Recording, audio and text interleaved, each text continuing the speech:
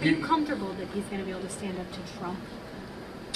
Well, I think that's a fair question to ask. I mean, it's a hard job to tell the president no, but the law is the law, and I would expect from him, as I would from Pam Bondi, that they would be honest and truthful with the president when it comes to those red lines.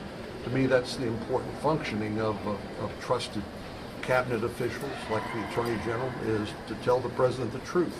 You don't have to tell the president that in public. You can tell him in private, but you have to tell them. Are you concerned at all by some of the? Are you concerned at all that some of the things Kash Patel has said he would want to do on day one, close the FBI headquarters, fire a number of agents? I interpret that as hyperbole, and I think he will tell you that same thing. Mr. Cornyn, do you think Mr. Ray should resign? Pardon me? Do you think Mr. Ray should resign or wait to get fired? I'm not going to get involved in that. That's up to President Trump and Director Ray. Did you think this idea of going after those who went after President-elect Trump, is that going to be okay for you, or is that going to be a problem? Well, as I said a moment ago, I don't think it's right to continue this weaponization of the Department of Justice and the FBI against political opponents. And that's why I think it's so important that this be about restoring the FBI and the DOJ to non-political organizations.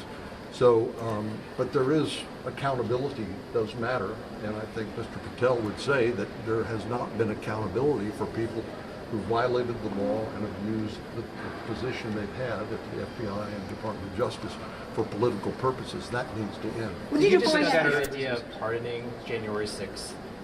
People who came here on January 6th, and whether or not do you support that idea? I mean, President-elect Trump mentioned that in his review of the weekend. That's really not in my wheelhouse. That's an executive branch function, so something I wouldn't be involved in.